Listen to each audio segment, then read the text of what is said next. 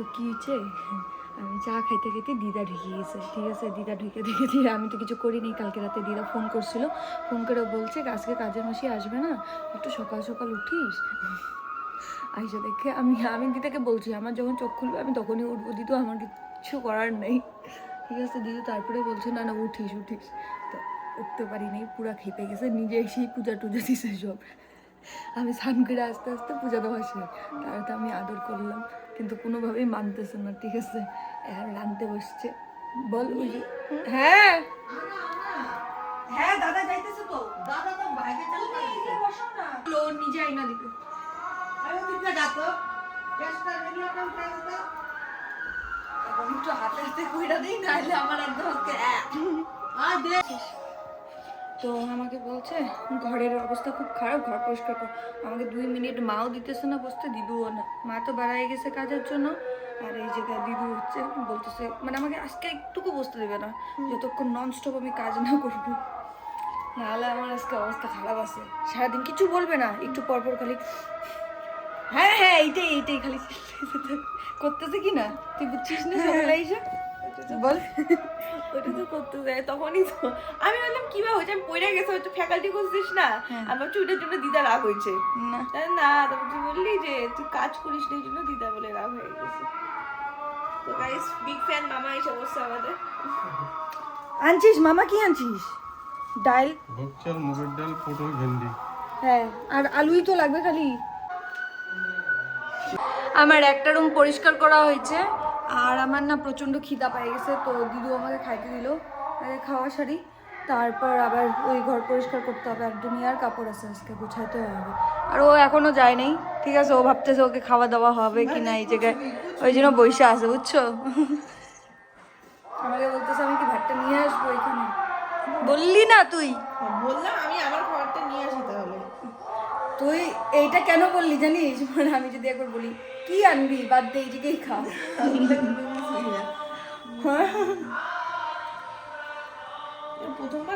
এখন আমার বিছানা ওঠানো তো হয়ে গেছে, কিন্তু এই যে এত সুন্দর কাপড়গুলো আছে দেখতেছো আমার জন্য পরে আছে, আমার উঠাইতে হবে এগুলা। আর দিদুর রান্নাও হয়ে গেছে, ভোগও লাগাই দিছি। আমার ছাদে কাপড় আছে, আমি সব ভুলে গেছি, বৃষ্টি পড়তেছে প্রচুর। মারছে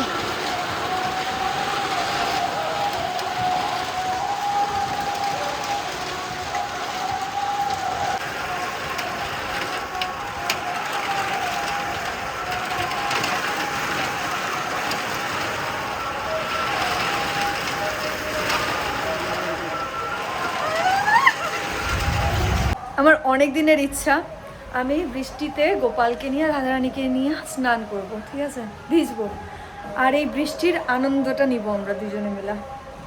তো এখন তো সন্ধ্যা হয়ে গেছে, এখন যদি আমরা করতে যাই তাহলে রাধারানী ঠান্ডা লেগে যাবে। আর এটা ভাই আমি করতে পারি না প্রত্যেকটা বছর, বাট এইবার